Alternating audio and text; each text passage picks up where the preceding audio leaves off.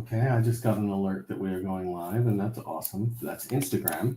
I'm still not seeing us on YouTube.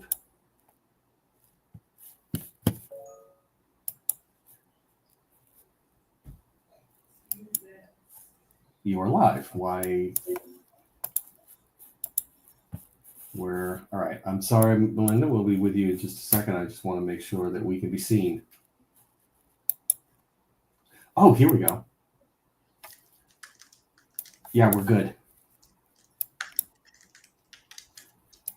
Okay. These videos always start with such an awkward sort of stumble out of the gate because I have to run around and like check on all the tech, which is really it's kind of a downer as the host because I don't ever feel like I get a really good like Tonight Show kind of start. Let's pretend none of that happened and say thank you very much and welcome to Story on the Spot. My name is Clark Huggins. This is Reckless Tech is my channel. I created Psyche, the idea generating card deck series that we're going to be using to make a story. And we have a barn burner of a guest this evening. Her name is Melinda Snodgrass. She is a very prolific science fiction and fantasy author. She has worked closely with George R.R. Martin on the Wild Cards open world series. And this is so like back in the day for you, but it is so amazingly cool that you wrote for Star Trek The Next Generation in the late 80s and 90s. And really, and I know that you said that, you know, that you've got other stuff to talk about other than Star Trek.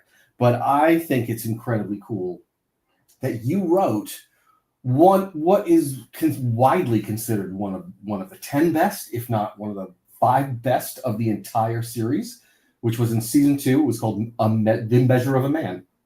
And it was, I mean, I've seen it a million times. And it's the episode where, is it Starfleet or it's Bruce Maddox, right? The guy who is like a blue uniform guy.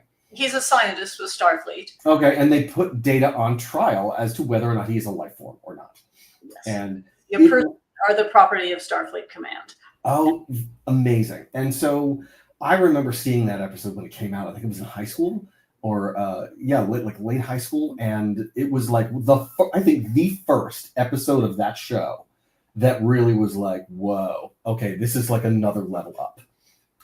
And there are several of those episodes that we saw later on in the arc of that show. But that was the first one, I think, that came along that really blew people's hair back. And we were able to see that this show was going to be capable of so much more than we thought. So I don't know whether that's still cool or you're just like, it's a very strange feeling to be, weirdly famous in a relatively small pond. But, I mean, George Martin is my best friend. And so, that level of fame is a whole different thing, where people stop us in restaurants and want to have a selfie with him. But I have, my little corner. But the thing I'll always say is I could not have written The Measure of a Man. I was an attorney before I became a writer. No kidding. I have a law degree. And I always tell people when I teach, anything you study is going to be incredibly useful to you. And my specialty was constitutional law, and Measure of a Man is based off of an infamous Supreme Court decision called Dred Scott, in which a black man, a slave, was brought into a free territory, and he then said, well, I'm in a free territory, I'm now a free man. It went all the way to the Supreme Court, and the Supreme Court ruled that he was not a man, he was property, and he was returned to his slave owner. And I thought this could work very, very well for analyzing data because, yes, he went through Starfleet Academy, but as an experiment, and he isn't, I mean, he's an android, Right.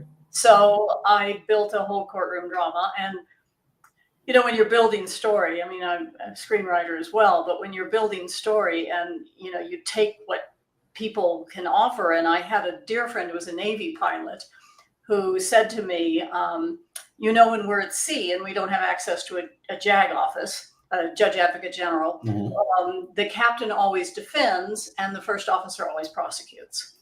Well, that enabled me to create conflict between Picard and Riker, which Yeah, I'll say. was not easy because Gene had this attitude and this directive to us that his people were perfect and they had no flaws. Right. They Oh, that transcended. I've read that before. That must have been impossible to It was write around.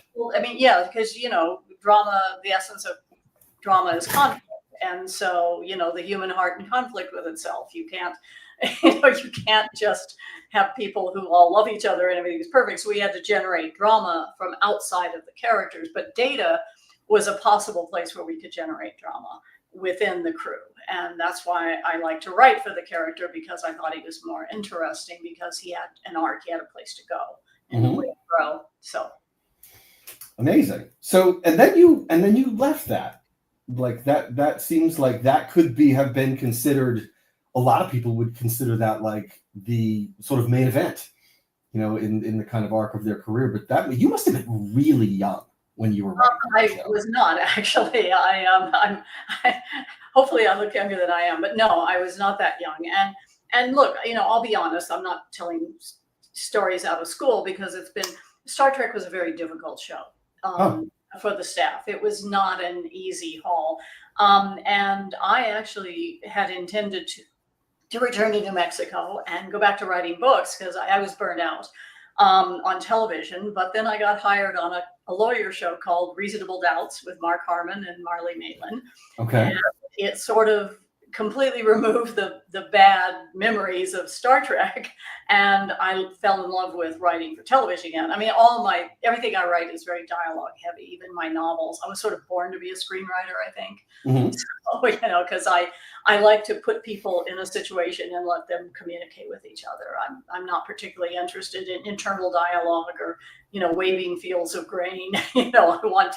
I want to get down to the heart of the issue and write about people. So, that was, and then I went on and did a bunch of other shows and, wrote pilots and some movies that didn't get made, out of it, But eventually you did go back to New Mexico and wrote a giant pile of novels, right? I mean, you've done, every time I would like look you up or try to learn more about your career, there would be like not just like another book, but like a whole nother series that I hadn't heard of before. Right. And there just doesn't seem to be a bottom to your body of work. Ideas are easy. I mean, ideas are I love that. I think that's what a great thing to say. Yeah, I mean, it's execution. It's how you execute and tell your version of that story. But, if I had many more years of life, I would write many more novels. I mean, I have a lot of ideas. You got to focus on the thing you're most passionate about, the thing that really speaks to you, and that's the thing you want to go write. Never chase the market, write what you believe in. Okay, sure. So given that, when you're somebody like yourself who's very prolific and you have a lot of ideas, how do you decide which one floats to the top? When you've got all of these high level options, how do you determine which one you want to actually? The one where I know how it ends. If I don't know how a story ends, I don't start it.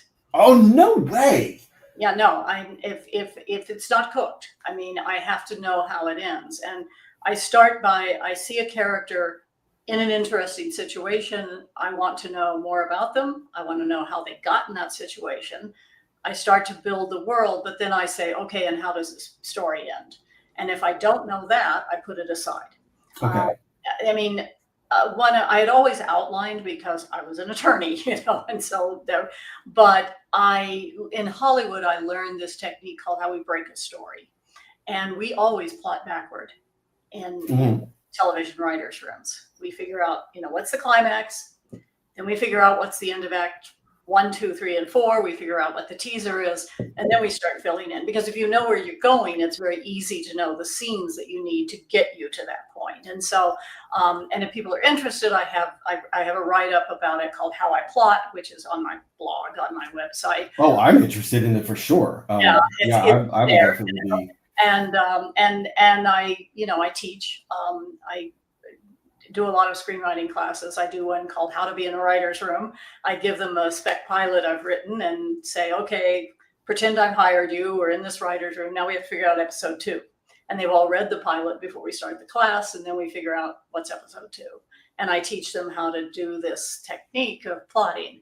And I just did it on Friday with my assistant for a short film he's going to be doing with a couple of his friends. So it was really fun, and I'm very excited about his show. That's great. I mean, and I'm just really interested in that. I mean, my background is both illustration and acting, and which is a really weird combination. It's sort of like being able to tap dance and be a baker. They don't really help each other out very much. But I feel like with creating Reckless Deck, I get to do both of those things. And now, the card deck, I couldn't have made without my acting education and my acting experience. Right.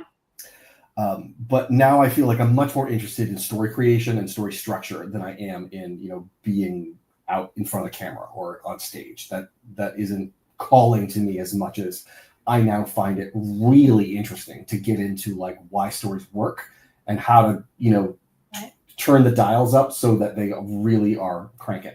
Well, before I ended up becoming a writer, I really thought I wanted to be an actor. I studied opera in Vienna, and I've done a lot of stage work. That's amazing. I feel like you should. By the end of this, I want you to tell me that you were a spy, because I feel like it's just I didn't know what I wanted to be when I grew up, and I sang with our Civic Light Opera. I did Guinevere in Camelot and Eliza in My Fair Lady, and I love to act, and I think I speak my dialogue out loud and, when I'm writing. Oh, that's fun.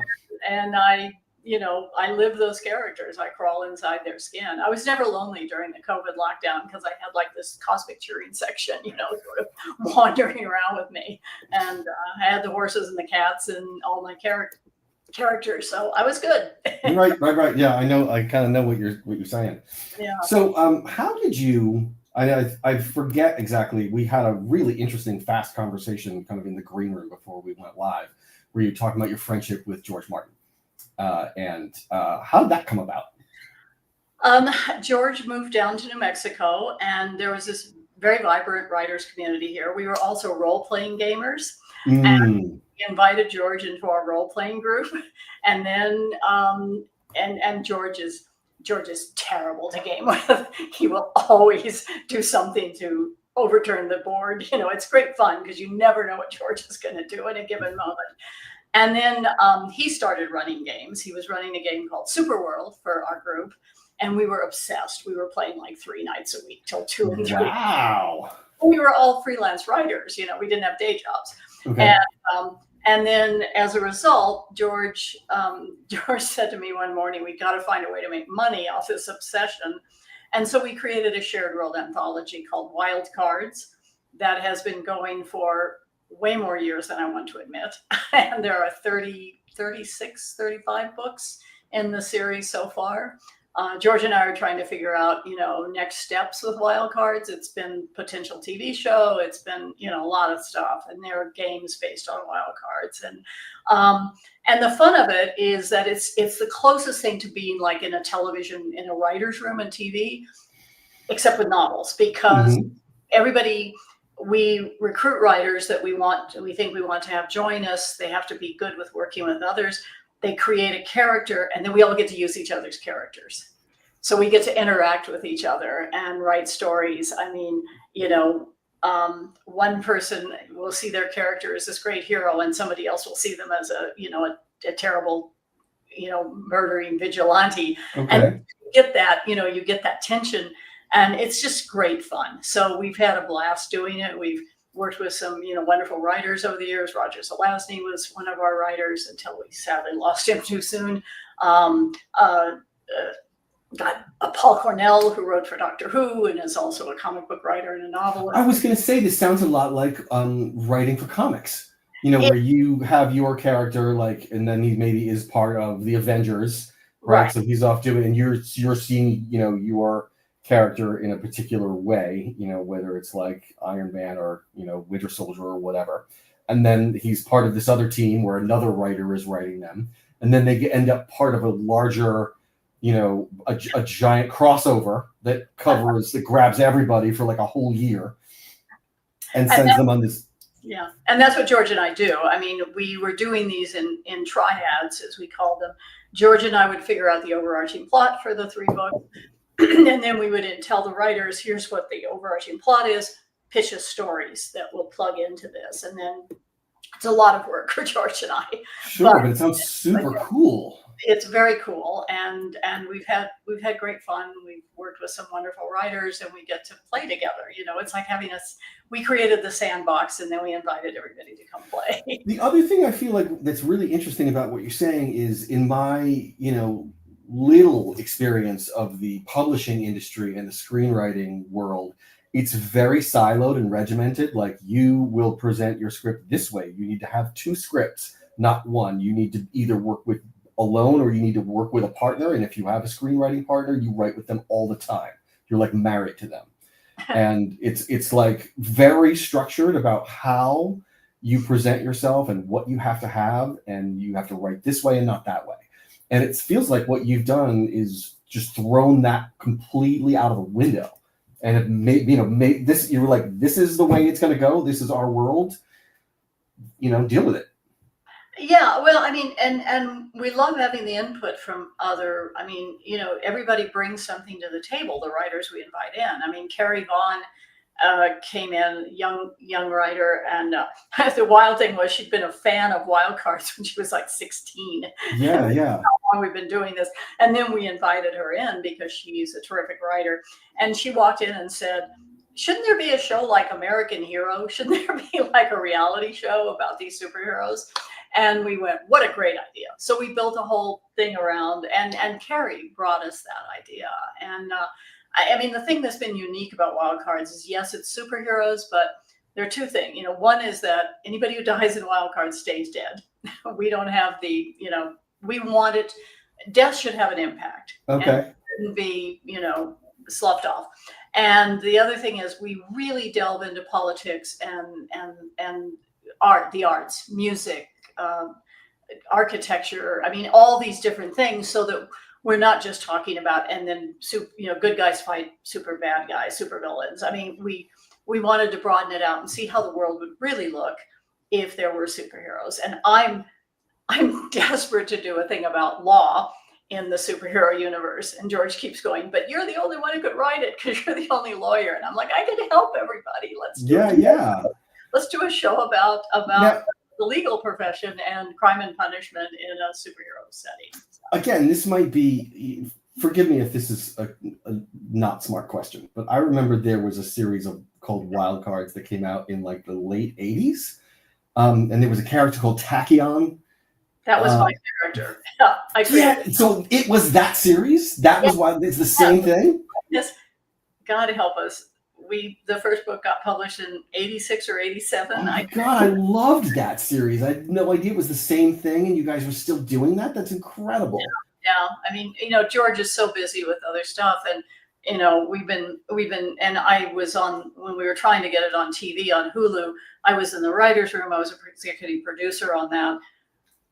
It's just tough. I mean, it's, because we have the jokers, the people, a lot of makeup, and trying to figure out how to do this live action when you've got somebody in a makeup chair for 4 hours in the morning, and you can only shoot, you've only got 3 hours to shoot with them. A lot of problems that come up with these sorts of things. But yeah, no, that's Wild Cards. That's what we created. I have a new reading assignment now. I'm going to go back and read that entire series. I need to tell you where to pick back up again, because we did it jump generationally, and brought in new young writers. And I love the new ethos, if you will, that they brought to us. The Daniel Abrahams, he's part of James S.A. Corey, who wrote they did The Expanse.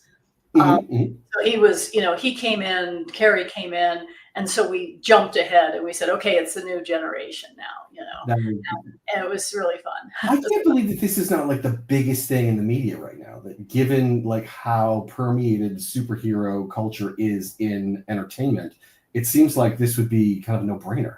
Well, that's kind of the problem. I mean, the market is a little bit glutted, and I'm convinced some of these superhero shows have been reading wild cards and mining our books and then not using, I just think there's a lot of glut, and I'm hoping we're in discussions. We'll see what happens. Oh, great. Okay, good. Or, right now, but, hopefully we'll find a way to, bring wild cards to the screen, because it would be perfect, for that.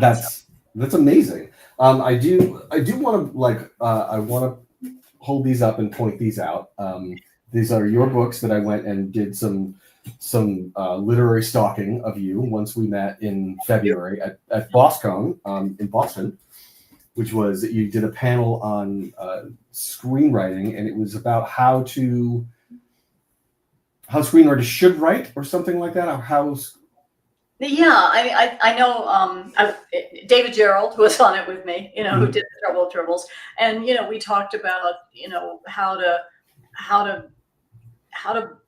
write for television. It's a very different skill than novels. A very different skill. So it was a really excellent panel, and so we got to meet afterwards. And in picking these books up, I wanted to ask you. One is very, very straight up sci-fi, and the other seems to me like urban fantasy, or sort of, yeah. Okay. One of my editors called it occult fantasy, thriller. It's an occult thriller. It's contemporary, but with a secret war that's been going on, and the other one is straight up space opera, because I love space opera. So, great. And I'm a huge, even though I worked on Star Trek, I'm a huge Star Wars fan. So I will be binging Andor tonight on the final arc. So yeah. Do you have a preference when it comes to sci-fi versus fantasy? Do you like to keep them separate? Do you like to blend them together? How do you feel about both of them as equal opportunity playgrounds for yourself? Which one would you rather play in? I think George says the only difference between them is the furniture. And I have always been scared to tackle fantasy. This is the one I'm writing now is my first fantasy novel. They're just a lot harder. You have to come up with the religions and the countries and the governmental styles, and try not to have names that are too weird, that have like a million apostrophes in them or something. Yes. Computer's crazy. And so it's a different feel. I've always been more comfortable in science fiction or occult kind of present day thriller stuff.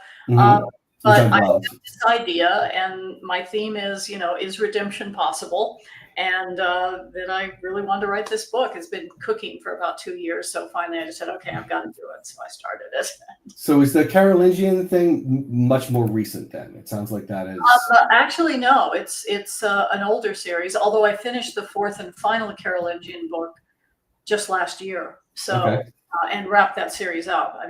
Again, when I sit down to write, I knew the end of that 5-book Imperial series. I knew how it ended, and I knew how the 4-book Carolingian series ended. What a gift to be able to do that. You're gonna have to. I will definitely. You may have earned yourself like a little bit of a fanboy here, to the point where you might be like, "Oh my God, this guy! Should have never given this guy my email address because he's back again." I'll be very interested. I'm happy. I'm happy to. I love to. Writing is a career where everybody pays it forward. My friend Victor Milan encouraged me to start writing books, and George Martin said, "I bet you could write scripts if you tried," and so I did. And we pay it forward. So always happy to pass it on, because I had a lot of people give me a hand up. So. Amazing. So I think this is a great time to transition into actually creating our story for our episode here. And if for anybody just joining us or isn't familiar with what we're doing here, we are creating a story. We're going to start with character, but ultimately the goal is to create character and the scaffolding of a story around them. I created a 8-category idea generation system called Psyche. And I've got this massive box of it right here to show you how big the thing is. This is the everything version of it, which weighs 9 pounds, and it's got all the different genres in it for you to be able to kind of pick from. 4 of the categories are universal to any character. They apply to any genre, and the other 4 categories are very specific to the genre. So I'm going to, this might be a little awkward. I'm going to try to flip the camera view around so that we can see our card selections. Whoops. Deanna, it looks like you had it and I messed it up. Perfect. All right, that was pretty smooth. Wow, looks like we must be pros or something at this point. So we're going to begin. And you had said space opera ahead of time, which I was more than happy to accommodate. We're going to start with occupations. What does our character do for a living? Okay. These are your options. Career. Okay. Oh, I'm going to save that one for last because it's really weird. A quarantine specialist. Okay. A ship's first officer. A PSYOPs soldier. An interplanetary ambassador. And here's a weird boomerang that I want to see what this could mean in our world. Occultist. Okay. So you can choose any one of those, or we can find a good way to blend one or more than one. Okay. I'm leaning toward courier or occultist. Okay. And I'm wondering if we can combine them. I think absolutely. The courier has a secret, and this secret is that this is a way for them to travel and do what they need to do. So with their own powers.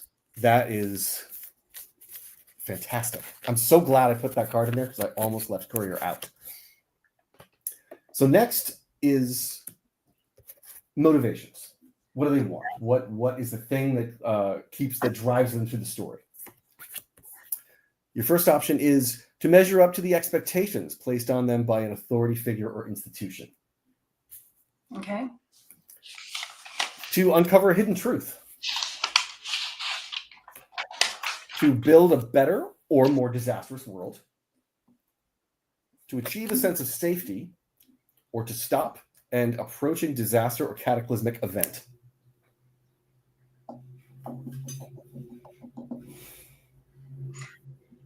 Okay, I always write about fathers and sons and trying to live up to the expectations of fathers. Okay. So I think my courier occultist is trying to live up to the expectations set on him by his father. Fantastic. He is trying to stop a cataclysm. Oh, okay. Powers. Right. Okay, I'm making notes here. I've got, I'm writing them down on the board as well.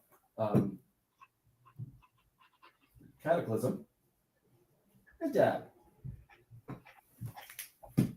Next is a kind of a speed round. Strengths and flaws. Are they resilient? Are they collaborative? Are they fearless? Or are they centered?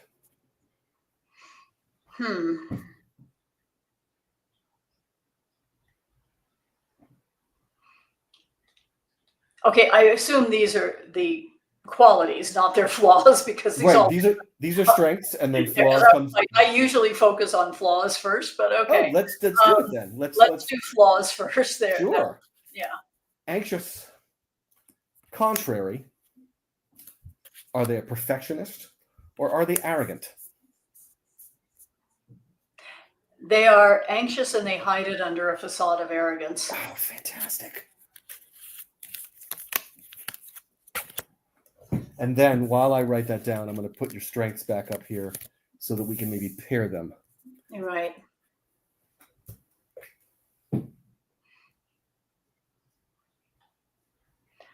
I think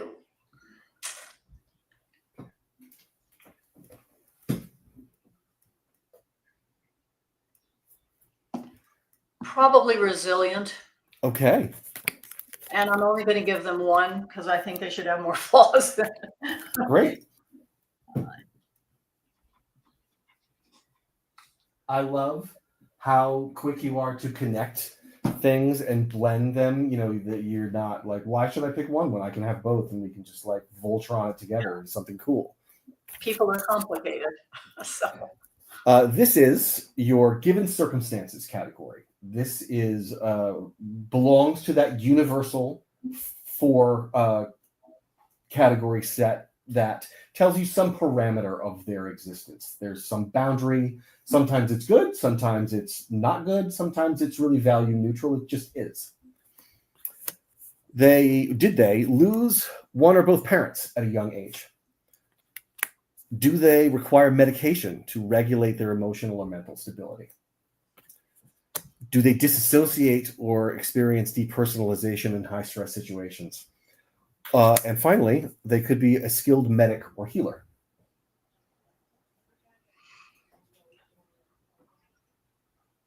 They require medication. Okay.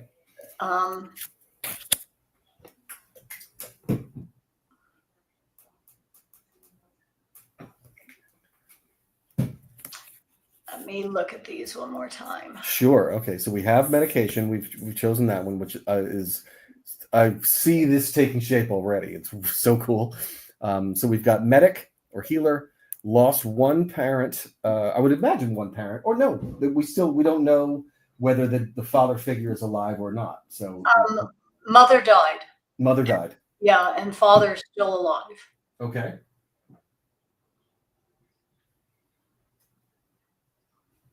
Can the medication be physical in it, other than emotional or mental, or not? Oh, it can be whatever you want it to be. Okay. So you mean like a pain sort of thing, or I mean, this is the future. We're doing a space opera. Uh-huh. That this character suffers from a genetic condition that causes them to be blind. Oh, wow. Okay. Genetic condition is the only thing that enables them. It keeps them able to see. If Okay. they don't have it, they are in the dark, literally. So That's gives them, that's hence the anxiousness, and because they never know what's going to happen. That is a super powerful choice, and I want to know more about where it came from. Did it just pop into your head, or was something? Was there did you leapfrog your way to that? I toyed with a character. I haven't had a place to put him yet. I was a singer and also played piano, but mostly I was a singer. I had this idea for a concert pianist who is blind. And so I kind of I've always wanted to play with that. It's crunchy to me. Mm-hmm. So yeah, we'll use it here. So cool. So the next we have 3 more categories, and they are very informative about the character's world and the story around them. We're going to get a lot of information about what they're up to and who they're surrounded by. Okay. The first category is secrets. They can manipulate technology with their mind, creating complex constructs that they can control. They know of a vast junkyard full of useful parts, materials, and electronics. They had a tracking chip surgically implanted during the time they spent as a captive. Or they are seeking to unleash legendary monsters to fight against an oncoming invasion or mutation. Oh, definitely the monsters. Oh, right. Yes. We were going with the monsters.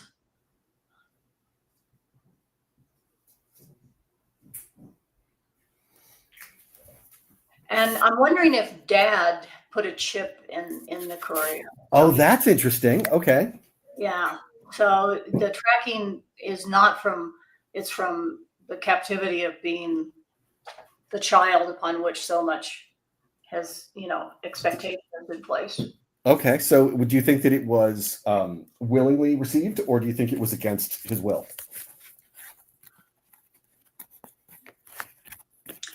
I think he doesn't know about it. Oh, okay.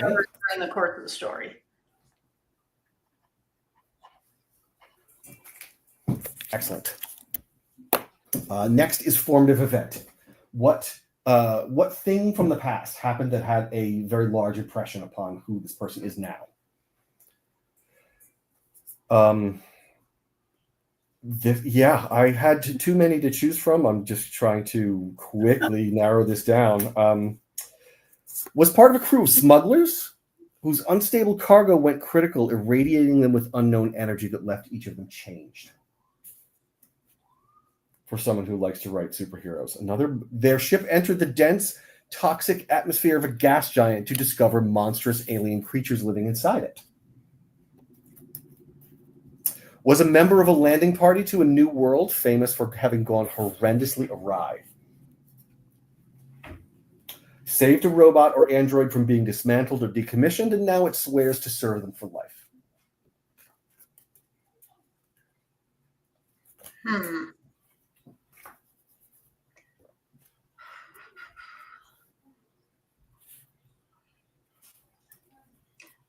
That's an entry. Yeah, I'm trying to. Please say, feel free to say more out loud. Like, take us on your trip. Throw me a couple more cards. The one I'm most leaning toward is the ship entered a dense toxic atmosphere. But okay. Yeah, throw up some others just to give me some. You used to work for a genetics lab that performed lab experiments on alien life forms. Or, as a child, was abducted by a government agency and made to join a class of children trained for a secret space exploration mission.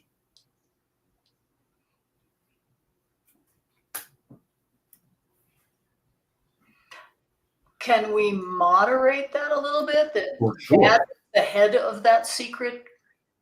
Yeah, this one here, the government agency about that is. Dad created it. That is killer. Okay. So not abducted, but I mean, and maybe that's why Mom died. Was okay.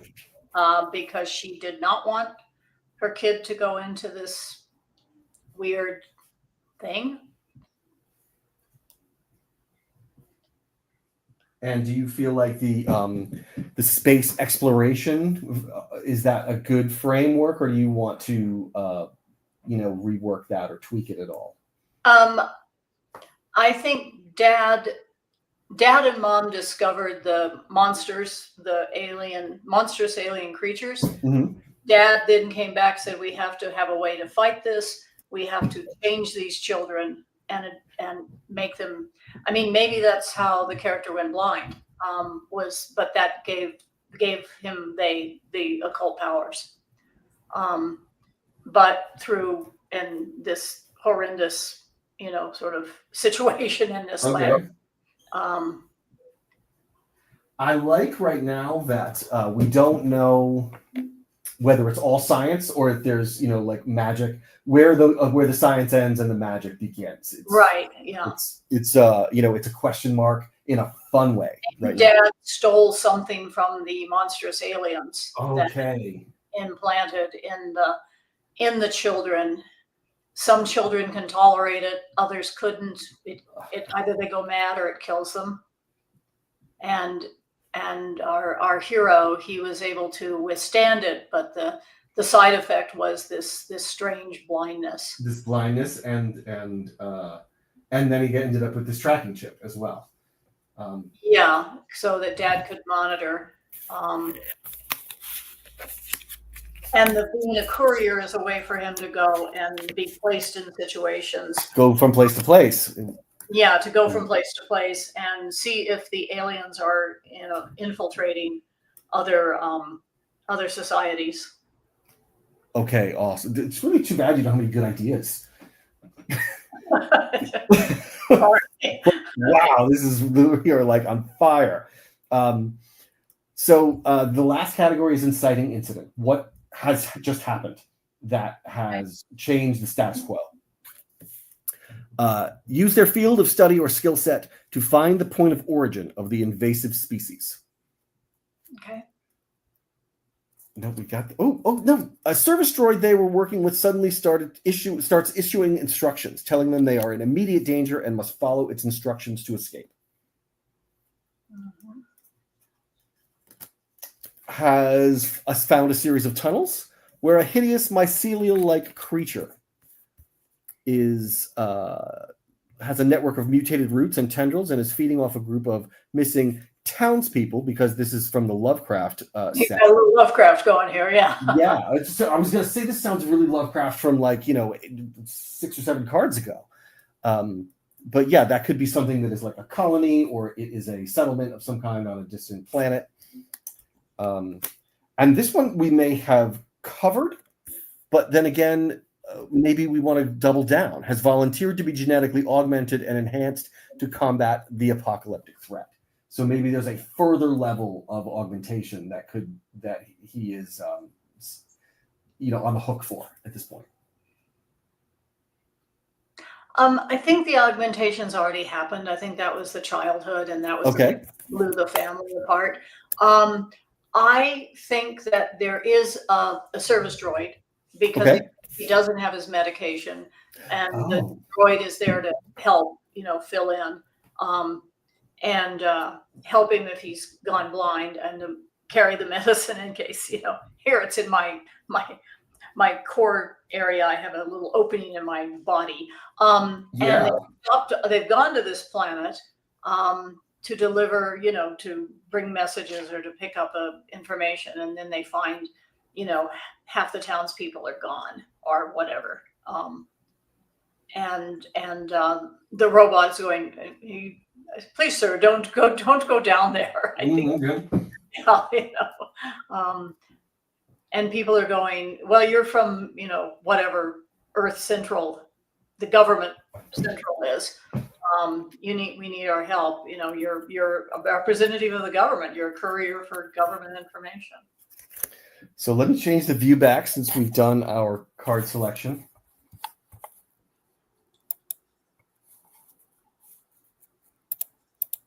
There, and now we're back. So let's try to do, we covered so much cool stuff. We've got a courier who's also an occultist. They are fighting an oncoming cataclysm, and they're trying to live up to their father's expectations. They are anxious, which they cover with arrogance, but they are also resilient. They are on some kind of life-supporting or life-saving medication, and we've decided that they have strange blindness. He lost his mom earlier in his life because his father is the head of a shady organization that is about space exploration, possible dimensional travel because of this occult situation. Yeah. I don't want to put words in your mouth, but No, I like that. We've got the Lovecraft horrors from outside space and time. Yeah. His father's organization has discovered a race or like a pocket of these monstrous aliens that are, they're huge, they're dangerous, they're from another dimension or another reality of some kind, and Dad stole something from them. That kind of went by quickly, but is really super powerful. Right. And so now he's got a service droid that helps and carries and administers his meds. And there was another point that I wanted to. So his job as a courier allows him to explore this monstrous situation and practice as an occultist. He's got some strange powers, but we haven't really talked about yet. And they've gone to a planet where half the people are missing because we don't know why yet, because of monsters living underground. Oh, okay. I love that in here. So the reason that he periodically has to go blind is so that he can't see the hounds of Tyndallus coming or the whatever, so that he doesn't go mad. Oh, wow. Okay. He sees the horror. So, other people are driven mad, but if he senses this, then the blindness kicks in. And he kind of turns off the lights as a protect, almost like a. Then he has to deal with it with his powers, but in the dark. And instead of like a sun shield, it's like a crazy blocker. But it's in his body that blinds him. And then he has to rely on the service droid to go 10 o'clock. It's there. Wherever the thing is. The service droid is his targeting laser, if you will. Yes. It's like it becomes his navigational, external navigation tool. Right. And also where to aim with his occult powers. That's to drive back the creatures. So.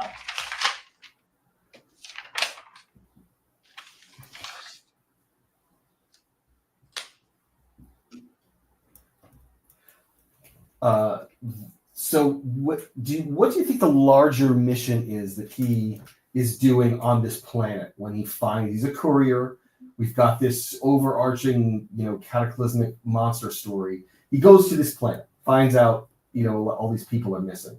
Do you feel like that is the mission, or do you think that he went there for another reason, and then that was like a twist that he wasn't I think this is a twist. I think he was just supposed to deliver directives from the central government. He was, to the territorial governor of this particular colony. He did not expect this to be a place where there's an incursion.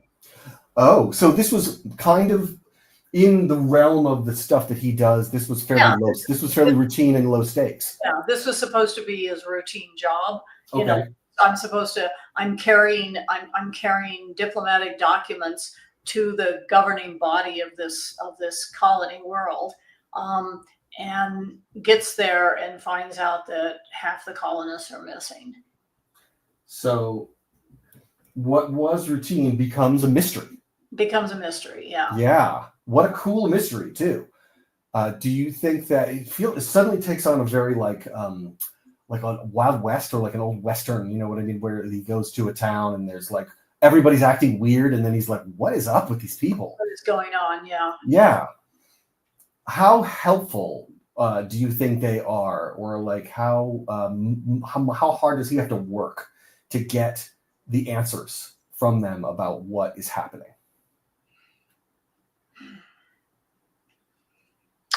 I think we do a little bit of an investigation, a little bit of a mystery thing here, where he has to follow clues. I mean, the question is, he has to determine if the leadership did the head of this colony gift these people to the creatures? Is he in cahoots with them? Is he? Some of the people seem, oh yeah, my daughter's gone, but it doesn't matter. It's all okay. I mean, there's just this sort of weird. There's a weirdness. Okay. Yeah, because the monsters that Dad discovered in this other planet are actually interdimensional creatures. They're part of the, Lovecraftian, the man beyond time and space. Which he knew about before. That's not a surprise to him, but he didn't expect it to be here. Right? He did not expect it to be here because it's I have to get word back, and there should be a way that he cannot, in fact, communicate. The chip gives out, or he can't report back to Dad that they're getting close. They're starting to encroach on our Earth Federation, or whatever we want to call this. Sure. And so this incursion takes the threat level up a lot. Is what you're saying. We thought we had built protections, but it's inside. It's inside the house. It's inside the house. Oh, oof. No, it got past, because the few other kids that did survive, everybody's using their occult powers to create some sort of guard, how to describe it, an occult barrier to try. Oh, okay. But maybe that's why he's traveling, because some of the other children that are now young adults, but are vanishing one by one, and the barrier is falling. It's the cataclysm. So that's so cool.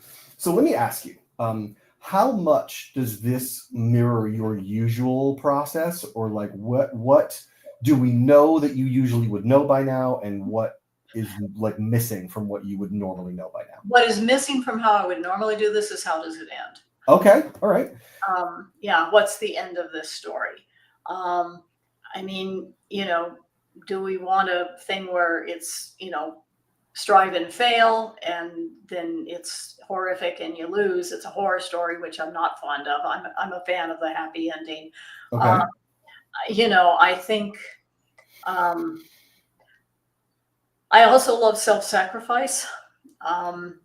If I can see that if he has to rebuild the barrier, the occult barrier, and that bridges both time and space, that's interdimensional itself, but requires enormous amounts of power. And so if he has to become the battery for that, if you will, Yeah. Mm-hmm. and he ultimately it's the, are you proud of me now, Dad? Oh, wow. And Dad is like, don't do it, don't do it. I can't lose you. And in that moment, he realizes he actually was loved. He wasn't just, and then he's at peace. Sure. And then he got what he needed. He kind of got his Yeah, he his got his wish. affirmation. His father gave him the affirmation that he never felt he had. And so the story actually kind of concludes there. Okay, wow. So, yeah, I always start with the end. So. And so when you would, so you just kind of like spun out that amazing ending. Would you normally say, "Yep, I got it," or would you like come up with a couple and then choose the one you like the best? No, I look at various options and I pick the one that feels right and the one that echoes the theme. I mean, as I say, I presume I can cuss a little bit on your live stream. Oh, go for it. When I teach, I tell people that plot is the shit that happens, but theme is why it matters. And the theme is the foundation of the story. Oh, that is fascinating. If you don't know your theme, then it's just sound and fury. I mean, then it's just a bad Marvel movie with nothing but CGI battles. Because you don't know why it matters. I mean, what does it say about the human condition? What does it say about the human heart in conflict with itself? And so, that's what I look to. And I look for an ending that encapsulates and identifies that theme and highlights it without being preachy. I mean, you've got to be really careful about theme. You don't want to sort of stick your head through the page or off the screen. And so the Empire found us. Yeah. So I mean that's where I go to is, and then once I know that ending, I mean, this is different for me because we threw up stuff and we picked it early. Normally I would know the ending and then I would go back and figure out all these other things, like who is this person and, why are they, monsters from an alternate dimension are invading our world. We're being protected by occult powers that have been forced on children through experimentation. Barriers are dropping because the children are being, the occult users are being killed one by one, and maybe he's one of the last left. Oh, that is wild. Oh, that just like really raises. He's been sent traveling to try to find out, what happened to Jennifer, and what okay. They were placed to protect, and now they're disappearing. And so the courier thing is a cover to go check on what happened to the other. That that is a piece that I feel like really changes. Rather, yes, it's a routine mission, but he has sort of like an ulterior motive or a sub mission about finding. And this was a stop on the way. Yeah. Back to this was cover. As he was on his way to find out what happened to Susie, Right. So I have a question. It's very, very much about like, and sorry to hijack this. It's very much about like how I approach these things, and I really feel like you could offer some guidance. What you said about theme and why it matters. As somebody with an acting background, I hate theme. Because like you can't play theme. Theme is not active. You can't get on stage and do theme. And if you try, you're going to become really static really fast. Right. So I always feel like I don't want to know anything about the theme because that's lit class. And so I want to write the most sort of like driving, powerful story I can. And then at the end of that, then I'll be like, oh, that's what the theme is. And I want to know, is that a big mistake? Is that like a really bad way to go? No, I think every writer finds, there are people who love to be pantsers, or as George calls it, gardeners. Gardeners and architects, yeah. I do that. I'm an architect. But I feel like if I know the theme, it will dictate the behavior of the character. I see. Okay. All right. If it impacts the character in how they will respond. And so, the fantasy I'm writing is my anti-hero is a terrible human. He's done horrible things but he's lost his memory. And can he truly become a new man, or is he doomed by who he was? Mhm. Can you redeem yourself? Can you be a different person? Um, and eventually it will dictate his choices and what he, because I'm exploring issues but his overt thing is, I was Darth Vader, but now I don't remember I was Darth Vader, and Right, right. you know, um, and wondering what did I do in my past. I'm having these nightmares or flashes or whatever. So yeah, I mean, I think whatever works for a writer or an actor. I need to know what's motivating me, I guess, when I was acting. But I love that what you described is that the theme actually acts almost like a style guide, kind of for how people behave for the kinds of choices that they make and the direction that they choose to How go. are they going to highlight the theme without it being too on the nose or preachy? Okay. Hmm. How does their behavior, their choices, etc. So, but I think whatever works for each person is going to have to find their own way. I mean, this works for me, might not work for somebody else. I mean, the one thing I will say is, if you're under contract, I think being an architect is better than being a pantser, because you can meet your deadlines. Sure, In sure, sure. Hollywood, it's like laying track for a train that's 60 feet behind you. You really have to know. You don't have time to wander off and explore a direction and go, oh, that didn't work. Let me go back to this other point and try a different direction. You don't have time for that. You have to figure out the direction in the outline phase. I That's see. Okay. great. Uh, I'm just trying to process that because that is really important information. And host at the same time. I'm trying to learn and host at the same time, and it's challenging. So that is really, it changes things for me. That is in terms of like the approach, or it opens up a new door that I didn't really necessarily makes room for a to change the approach and add something to it, which I think is extremely, extremely cool. As far as this goes, we blasted this out there, and it's really compelling. Is there anything that is missing for you that you feel like, oh, you know what, there's just this one piece that is bugging me? Not really. I mean, obviously, if we were going to write this novel or write this screenplay, we would want to populate it with some other people. I mean, Other people, yeah. Like we would learn a lot more about Dad. Dad's probably got some coworkers or creepy, shady. we'd learn more about, did he have an affair with one of the other occult children that, he grew up with and studied with? I mean, is some of what's driving him that, Jessica was dear to him and she's gone silent and no longer communicate? I mean, you'd want more, Yeah. you'd want more people. And does he discover that Mom didn't die naturally, that Dad killed her because she was trying to pull him out of this program? I mean, there's all kinds of things That was a big bomb to drop at the very end of this. That was amazing. I mean, that's another thing I would look at is when I would be looking at that end, would it be, okay, I'm sacrificing myself to hold the barrier so that all humanity is protected, or do I find out that Dad murdered Mom, and then I join up with the aliens, the occult, the Leviathans from beyond space and time, and we come back to kill Dad? I mean, Oh my God! Wow. I would be playing with all of that, you know, before I would make the final absolute decision of, which way I would go.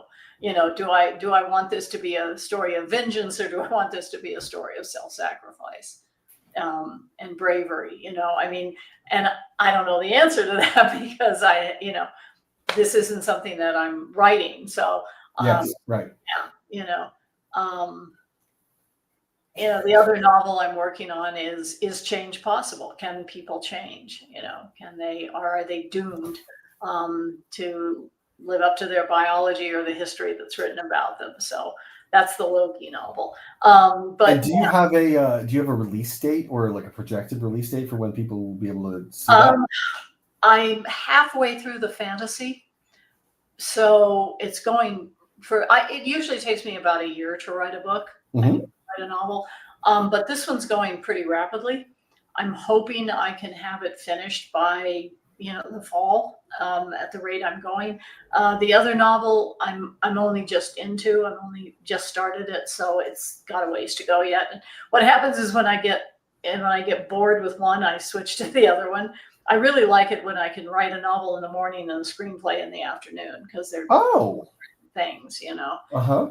in between riding horses and blah blah. So That sounds so wonderful. yeah, That's really great. um, yeah. I mean, I think I like having multiple projects at the same time, just because if you get a little stuck on one, you can shift to the other. Maybe that's why I've never had writer's block. I've been lucky. Do you find that having two projects or multiple projects allows you to not feel like you have to put everything in one project? Right. You know, Yeah, I think that's absolutely true. It gives you the opportunity to say, okay, I don't quite know how to resolve this current situation or exactly how to get into this next scene. I'll just go over here and do this other thing. okay, okay. Let my subconscious, cook on it. I mean, that's one of the things I always tell again when I teach is, a lot of writers tend to be a little sedentary, and Huh, it's like, get out of your chair, okay. go take a walk, go to the gym, do something physical, because by doing something physical, it helps your mind work in that subconscious. And you'll find if I'm stuck, I'll go ride. I'll go ride one of the I was horses. going to ask you, do you feel like riding horses kicks things loose for you, or do you find like that you get solutions to things or new ideas for things while you're Yes, riding? but I don't think about them, because when you're on a 1,000-pound animal, you Yeah. you need to focus on the horse. So that allows my subconscious, and then I'm not gnawing on it. I'm just Mhm. letting it cook, and I'm focused on the horse, but I'm doing something physical, and doing something physical, getting mass on something. Yeah, oxygen to the brain. Mhm. It really helps. So I'm always telling people, get out of the chair, walk away from the keyboard, and then come back to it. You'll be fresher, because we write all the time. I mean, we never stop. I was talking with Connie Willis about that, and it's like our brains are always playing with these things. Even when we're cooking or washing dishes or whatever it is, we never stop writing totally. So it's totally engrossing career, which is Mhm. why I love it. And it's never That's- the same. I mean, every project is different. um, I got very bored, being in offices and doing the same thing. I mean, yes, and writing briefs but it's just not quite the same. Oh, it's no way. Oh, we have a question. Do Uh, you find it easier to write scripts and screenplays over writing novels? oh yeah, definitely. Like I said, I was born to be a screenwriter. I hate description. I hate having to write it. I always have to remind myself, five senses, five senses. I love dialogue, and I love the pace of screenwriting. It just goes, and so my novels tend to be rather propulsive, I guess, because I don't want to spend a lot of time with people navel gazing or Mm. internal dialoguing, you know. Do you feel like the novel structure changes the way you do dialogue? Or is it sort of like your screenwriter approach, but with a lot of like observation and description around it? That's it exactly. And I Oh, okay. try to go from scene to scene or chapter to chapter. I picture it as a cut, as if I'm editing film. Mhm. Like, how do I do that cut? It's like, and also I think scenes, it's like running a relay race. And so I want the character to hand off the baton to the next scene and the next moment. Mhm. Um, and that keeps that sense of forward energy, that propulsion, that you And really one scene leads into the next. I get see. the next to the next. And that's where I will tinker. I use a program. Why am I blanking? This is so embarrassing. Let me just go and look at it very quickly. I'll be right back. Sure. Is it Um, I, Scrivener? yeah, I use Scrivener. Mhm. because I'm able to move scenes around really easily in that Oh, program. Because sometimes I'll go, oh, wait a minute, that handoff didn't work so well, and then I can, move it, and so I just so that sense of, we've had the cut to black next scene, and I try to just skip as much as possible, come in late into a scene and get out early and move fast and die young. Leave a pretty corpse, but do you have a book on the shelves right now? Do you have something that is out that people can pick up easily? I mean, you can get pretty much anything on Amazon easily, but like, do you have something out there? Everything I have, both the Imperials and the Carolingian, are available on iBooks and Amazon and Kobo and Ingram. If you go to a bookstore, they can order it for you from Ingram's. And so, yeah, I mean, my books are there. And right now I'm just writing some new stuff, and I always finish things. Both series are done. You won't be left going, well, what did happen? Oh, that's great. That was one of the reasons I made the decision I did, because I got tired of publishers canceling my series partway through. Mm-hmm. I wanted to be able to finish them so that people got to do the whole ride, And do you do convention appearances? Are you somebody that does? COVID, I was very careful about traveling a lot. I go to BosCon. I love BosCon. I'm going to be guest of honor at Archon in St. Louis in October, and I'll probably be at the World Science Fiction Convention in Seattle in August. So, got it. All right. And I have reluctantly agreed to do an interview at a Star Trek convention in Las Vegas, also in August. So we'll see how that goes. While you said you watched this one I did from last season with Hazel Honeysuckle, the burlesque dancer. You're right. Her whole project is wild, man. Her the book that she made, that is her. It's like set up almost like a comic book, and the makeup work that she did for all the different Trek aliens is like on point. It's incredible. Wow. But she's in Vegas. Maybe I should connect the two of you while you're in Las Vegas, because she's wonderful.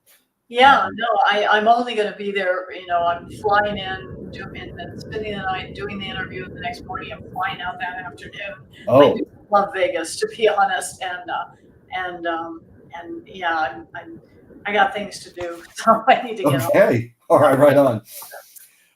So do you? Where would you like me to direct people, or where should we direct people to find you and find out more about you? I am on Instagram, Blue Sky, Threads, Facebook. I know that's old people stuff, but I have a lot of people there, and me too. And also I have a website, although I don't update the blog like I should because it feels like work. I'm contemplating starting a newsletter, but one more thing. It's like if I have to do a monthly newsletter too. But yeah, and you can email me through my website. I'm happy to answer questions. I love to help aspiring writers, so feel free. So lots of ways to find out more about lots of ways to find me, and I don't, and there aren't a lot of snodgrasses in the wild, so I'm not hard to find.